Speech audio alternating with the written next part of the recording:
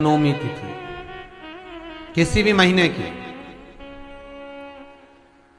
चाहे शुक्ल पक्ष की हो चाहे कृष्ण पक्ष की हो, अष्टमी और नवमी तिथि ये दो तिथियां ऐसी हैं। मान लो तुम्हारा पैसा तुमने किसी को दिया, 5 लाख 4 लाख 3 लाख 10 लाख 8 लाख 2 लाख 50,000 25,000 20,000 40,000 और वो पैसा नहीं दे रहा आपको, आप हार गए कह के कर, फोन लगा लगा कर, भैया दे दे रहे, परेशानी है, दे दे रहे भैया, हम तो परेशान हो गए, और हार गए, नहीं मिल रहा, बहुत परेशान।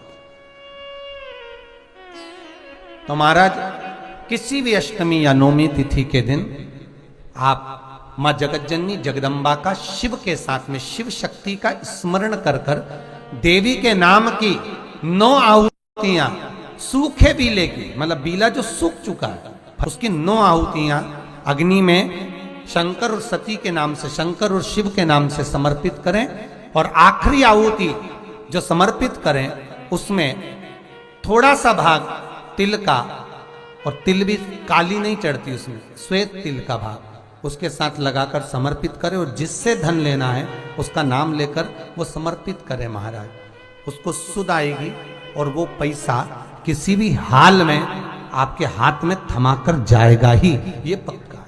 रहा हो किसी व्यक्ति से कोई काम करवाना है, वो काम नहीं कर रहा, कोई फाइल आगे नहीं बढ़ रही है, कोई कार्य अटक रहा है, तो एक जल के पात्र में जल भरकर 5 बेलपत्री शिव जी को समर्पित कर कर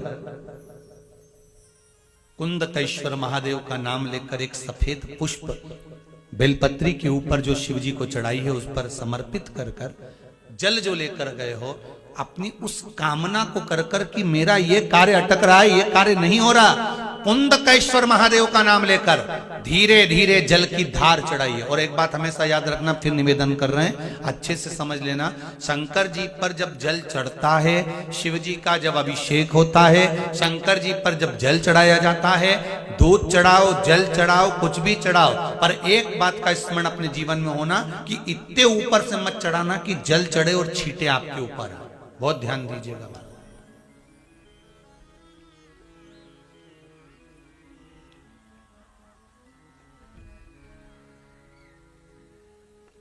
यहां तक वर्णन करा गया है कि शंकर जी का जल चढ़ा हुआ जहां से बहकर जाता है ना, उसको लांगा तक नहीं जाता। यहां लांगते हैं क्या? नहीं ना, परिक्रमा भी करेंगे तो वहीं से लौट कर वापस इधर जाएंगे। शिव जी का जहां से जल बहकर जा रहा हो, चढ़ा हुआ जल जहां से बहकर जा रहा हो, उसको लांगा तक नहीं जाता। और कई लोग बड़े बड़े आनंद में शंकर जी पे इतनी ऊपर से जल चढ़ाएंगे तो वो छींटे पूरे अपने ऊपर आना चाहिए, शरीर पर आना चाहिए। नहीं नहीं, उसका दोष है महाराज, उसका दोष है।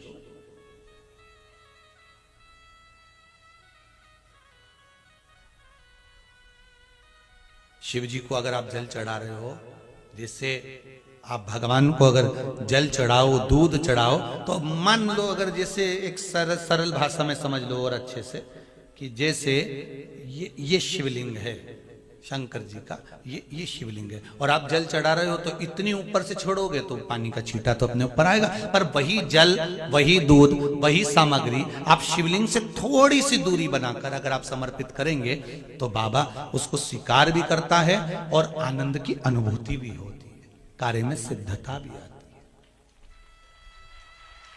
कार्य में उसकी सिद्धता भी है। अब तुम तो ऊपर से छोड़ रहे हो जिससे वो पानी तुम्हारे ऊपर ही आए, तो वो एक अलग प्रसंग है, बोलिए एक अलग विषय।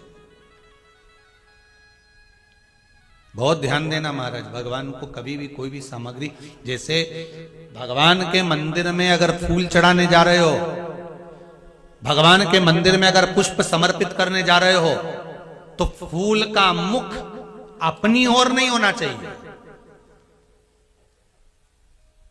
फूल का मुख कहां पर होना चाहिए? जम के बोलो जरा, भगवान की ओर। शंकर भगवान के सिर से एक पसीने की बूंद पृथ्वी पर गिर गई, गिरते से एक धधकता हुआ अंगारा, लाल धधकता हुआ अंगारा ग्रह एक पुत्र के रूप में जन्म ले लिया, पृथ्वी से हुआ, इसलिए मंगल कहला गया, धधकता हुआ।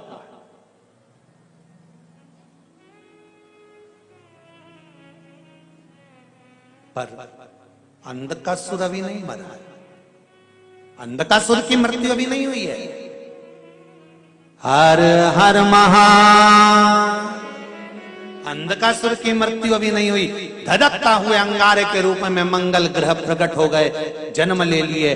पार्वती जी ने पूछा ये कौन है? शिव जी कहते हैं ये मेरे पुत्र के तुल्य है, क्योंकि मेरे शरीर के पसीने से उत्पन्न हुआ है, मेरे मस्तक के पसीने से पृथ्वी पर गिरने के कारण ये उत्पन्न हुआ है। इसका नाम मंगल होगा, ये ग्रह मंडल में रहेगा, देवताओं के रूप में पूजा जाएगा, पर मेरे क्रोध के कारण उत्पन्न हुआ है, इसलिए इसका ग्रह थोड़ा सा क्रूर हो।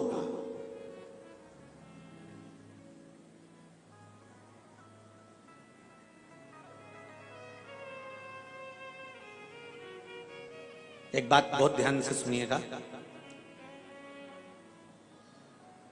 विवाह, शादी, संतान प्राप्ति,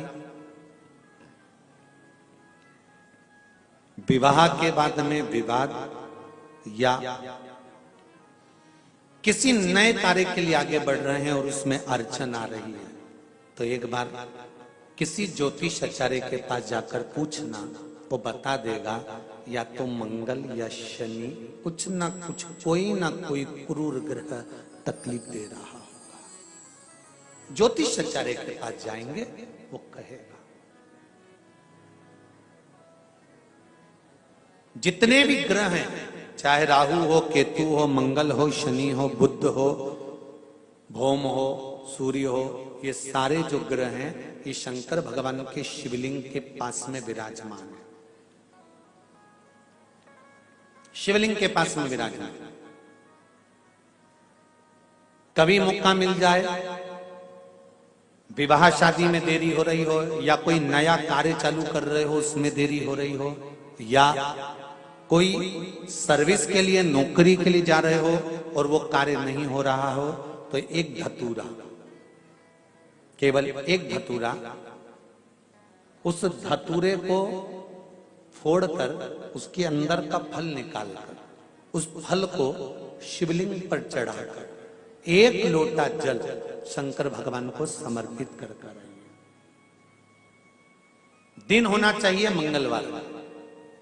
कौन सा दिन होना चाहिए? जम के बोलो जरा, मंगलवार का समर्पित करो। उसके बाद में आप विवाह के लिए अगर समर्पित करे हैं तो विवाह में देरी नहीं होगी, व्यवसाय और व्यापार के लिए या नौकरी के लिए समर्पित करे हैं तो उसमें देरी नहीं होगी। एक विदल और उत्पल नाम के दो राक्षस थे, असुर। दोनों ने उपद्रव मचाया। एक बार विदल उत्पल माता पार्वती जी के पास में गए और जगत जननी जगदम्बा जी के स्वरूप को देखकर उनकी ओर आसक्त हो गए। मां को क्रोध आता है। माता पार्वती ने गणेश जी के हाथ से कुंदुक लिया। कुंदुक जानते हो? गणेश जी के हाथ में एक शस्त्र होता है एस जैसा, वो कुंदुक कहलाता है। कुंदुक को लिया और माता पार्वती ने उस कुंदुक को फेंककर विदल और उत्पल दोनों का संहार करा। भगवान के चरणों में जाकर वो कुंदुक गिरा। गिरते ही भगवान शंकर के चरणारविंद में कुंदुक से चोट पहुंची, जिससे उनके चरणारविंद से कुछ रक्त की बूंद निकली है। महाराज शिव जी का नाम कुंदकेश्वर हो गया है। महाराज क्या नाम पड़ गया? कुंदकेश्वर। रक्तांबर में शंकर को देखकर मां के नयन सृजल हो गए। मां के नयनों में जल आ गया।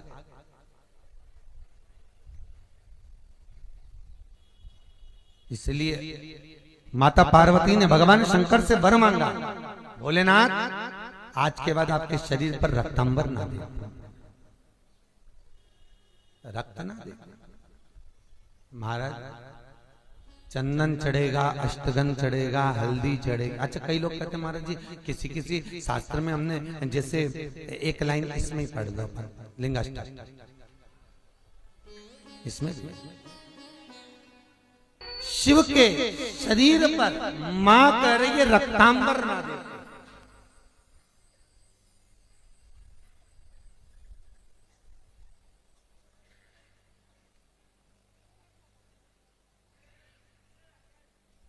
तो यहां कौमार खंड करा शिव महापुराण का कौमार खंड और कौमार खंड का 22वां अध्याय शिव महापुराण में वर्णन कर रहा कि पार्वती जी ने शंकर जी से यह मांगा कि मैं रक्तांबर न देखो। ठीक है, तो शंकर जी पर अष्टगन चढ़ता है, चंदन चढ़ता है, अबीर चढ़ता है, गुलाल चढ़ता है, पर शिव पर रोली कुंकू नहीं चढ़ता। पर लिंगाष्टक के अंतर्गत कुमकुम चंदन लेपित लिंगम या स्पष्ट किया कि कुंकू चंदन। तो महाराज जी फिर ये चरित्र का वर्णन, कुंकू तो यहां लिखा है कि कंकु चढ़े, तो बहुत ध्यान देना महाराज। शंकर भगवान के शिवलिंग पर आपको फिर निवेदन करूंगा, भगवान शंकर का ये शिवलिंग है। ठीक है, ध्यान देना, ये माता पार्वती का स्थान है। बीच में शोक सुंदरी, राइट लेफ्ट भगवान के पुत्र, ऊपर 5 कन्या। अम्बा माता पार्वती ने भगवान शंकर से जो मांगा है, आपके शरीर पर रक्तांबर ना दे। ठीक है, आपके शरीर पर मैं रक्तांबर ना दे महाराज, क्योंकि कोई भी पत्नी अपने पति को कभी रक्त में सना हुआ नहीं देखना चाहिए। कोई विषम समस्या यदि आपके सामने खड़ी होती है, विषम समस्या जिसका कोई निराकरण हो ही नहीं रहा, सब दूर हाथ जोड़ लिए, सबसे कह लिए, सबको प्रणाम कर लिया, सबसे बोल दिया, सबसे विनय कर ली, तो भी वो समस्या मिटी नहीं रही है, तो हमारा निवेदन है 5 बेलपत्र, 5 दुर्वा, दुर्वा जानते हो, दूब दुर्वा, 5 दुर्वा, 5 बेलपत्र, 5 कनेर के पुष्प शिव जी को समर्पित कर कर उसी 1 लोटे जल से 5 बार शंकर भगवान को जल चढ़ाना प्रारंभ करिए। लगभग 1 हफ्ते यदि आपने शिव को जल चढ़ाना प्रारंभ कर दिया इसी क्रम से, तो निश्चित है वो समस्या का हल 1 हफ्ते के अंदर बाबा को निकालना ही पड़ेगा और आपका लक्ष्य निश्चित करना ही पड़ेगा। कई लोग कहते हैं भगवान हमको दिखता ही नहीं है, तुम काम करते रहो। कंपनी का मालिक है, उसने इस सृष्टि को रचा है, इस सृष्टि का निर्माण किया है, वो दिखेगा भले नहीं पर कंपनी चल रही है। सब कुछ दिया उसने संसार में, फिर भी अगर रोते हो तो तुम्हारी जिंदगी का रोना। कई लोग कहते हैं मैं बहुत गरीब हूं, मेरे पास में कुछ नहीं है, भगवान कहते हैं मैंने तुझे करोड़पति बनाकर भेजा है। एक लड़का, नौजवान लड़का, मरने के लिए ऊपर पहाड़ पे चढ़ गया, वहीं पर संत निकल कर जा रहे थे, कोई शिव के भक्त थे, भगवान शंकर के परम भक्त, निकल कर जा। लड़के से पूछा क्या कर रहा है? कहा सुसाइड कर रहा हूं, मर रहा हूं। क्यों मर रहा है? भगवान ने मुझे इतना गरीब बनाकर भेजा, मेरे को कुछ भी नहीं दिया, मेरी किस्मत में तो भाटा ही भाटा लिखा, किस्मत में कुछ भी अच्छा नहीं लिखा, मेरी किस्मत तो पूरी बेकार है, मेरी किस्मत में कुछ अच्छा है, मेरी किस्मत तो सब बेकार। भगवान ने मेरे को कुछ अच्छा दिया ही नहीं, मेरी किस्मत में तो भाटा ही भाटा लिखा, मेरी किस्मत यही अच्छी है, तो मरना अच्छा, इसलिए मैं मर रहा हूं। शंभो शंभो शंभो शंभो, मैं मर रहा हूं, मैं मरने जा रहा हूं। गरीब है, परमात्मा ने मेरी किस्मत में धन नहीं दिया। तो संत ने कहा तू अगर मरने ही जा रहा है तो कल मर जाना, आज का मुहूर्त है भी अच्छा नहीं, आज मरने वाले भूत बन जाते हैं, और कल मरेगा तो सीधे बैकुंठ जाएगा। तो उसने कहा एक ही दिन की तो बात है, कल मर जाऊंगा, उसमें कौन सा टेंशन, पर एक दिन में करूंगा क्या? तो संत ने कहा अब जब तू मर ही रिया है तो मेरे काम आ जा, थोड़ा बहुत मेरे ही काम कर ले, मरते मरते मुझे ही कुछ दे के चलेगा। तुम्हें क्या चाहिए? तो क्या बस कुछ नहीं चाहिए, तू मेरे साथ चल। संत ने हाथ पकड़ा, उस व्यक्ति को लेकर राजा के पास पहुंच गया। राजा ने देखा मेरे गुरुजी आए, प्रणाम। गुरुजी ने आशीर्वाद दिया, राजन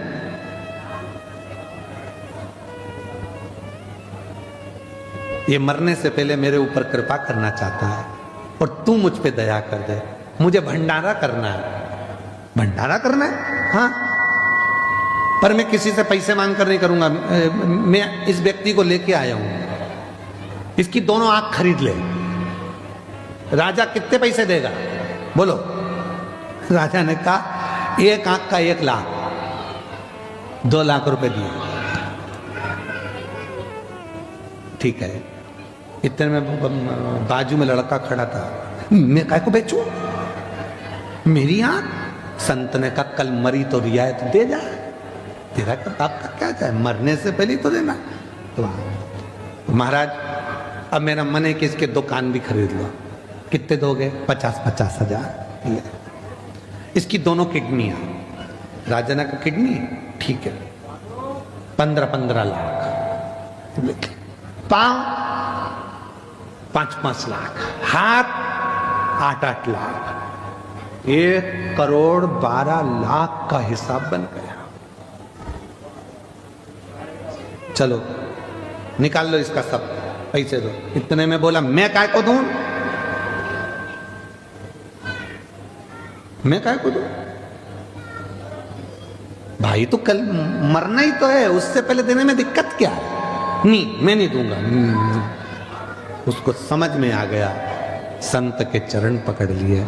महाराज मुझे नहीं मालूम था कि मैं भी करोड़ों का हूं, मैं भी करोड़ों का हूं, मुझे मालूम नहीं था।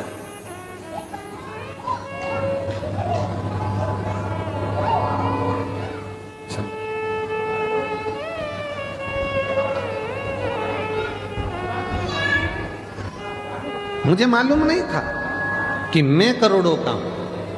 आज मुझे मेरा ज्ञान हुआ, आज मुझे मालूम पड़ा कि मैं करोड़ों का हूं। हम अपने आप को कमजोर समझते हैं, हम अपने आप को खाली समझते हैं, हम अपनी कीमत नहीं समझ पाते। जिस दिन हमने अपनी कीमत को जान लिया, जिस दिन हम अपनी कीमत को समझ कर, जिस दिन हमने हमारी कीमत को समझ लिया कि परमात्मा ने हमको जन्म दिया है, वो परमात्मा ने अगर हमें संसार सागर में भेजा है तो खाली नहीं भेजा, उसने कुछ सोच समझ कर, कुछ विचार कर कर हमको इस संसार सागर में भेजा होगा।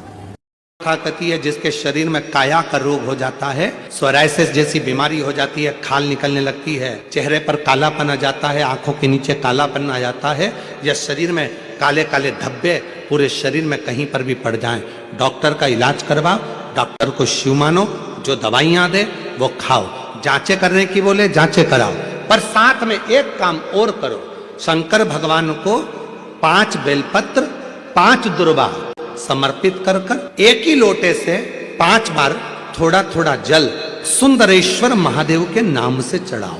कौन से महादेव? सुंदरेश्वर महादेव। जो जल चढ़ाया है उस जल को कटोरी में झेल कर लेकर आओ, 5 दुर्वा में से 1 दुर्वा 1 बेलपत्र उठा कर लिया आओ, बेलपत्री को सुबह के समय खा लो, दुर्वा को प्रदोष काल में खा लो, और वो पानी को पूरे शरीर पर 5 बार लगाना चालू कर दो। शरीर में कितना भी अगर कालापन आ रहा होगा, छट्टे पड़े होंगे, सोराइसिस जैसी बीमारी भी होगी, तो लगभग 1.5 महीने के अंदर पूरा काया ठीक होना प्रारंभ हो जाएगी। सुंदरेश्वर महादेव का इतना महत्व। में अगर किसी का तलाक हो रहा है, छूट रहा है, संबंध खत्म हो रहा है, तो आज भी महाराज श्री हरि और हर इन दोनों का संध्या कर कर, यदि नंदी से लेकर भगवान शंकर के शिवलिंग तक, नंदी से लेकर भगवान शंकर के शिवलिंग तक एक मौली जो लाल पीला धागा होता है ना, जिसको हाथ में बांधते हैं पूजन के टाइम पर, तो वो लच्छा, वो नाड़ा, वो मौली जो है, वो जो बांधने वाला है, नंदी का जो एक चरण खड़ा हुआ है, बाकी का चरण एक आगे का नीचे दबा हुआ है, पीछे का चरण भी दबा है, पर एक नंदी का चरण ऊपर है, उस चरण से लेकर भगवान शंकर के शिवलिंग तक एक सूत्र को बांधा जाए। और उस सूत्र को 7 जगह पर बेलपत्र रखकर उठा लिया जाए और उठाने के बाद में किसी भी बेलपत्र के वृक्ष के नीचे वो 7 बेलपत्र समर्पित कर कर वो धागा लेकर 7 परिक्रमा अगर बेलपत्र की करी जाए और जिससे संबंध टूट रहा है उसी से वापस प्रेम बढ़ाया जाए, तो वो स्मरण कर कर अगर 7 परिक्रमा उस धागे के साथ में कर कर हाथ में अगर बांधा जाए तो कितना भी दम लगा ले कोई व्यक्ति तलाक हो ही नहीं सकता। स्नेह बढ़ेगा ही, प्रेम बढ़ेगा ही, वो टूट नहीं सकता, उसको तोड़ा नहीं जा सकता।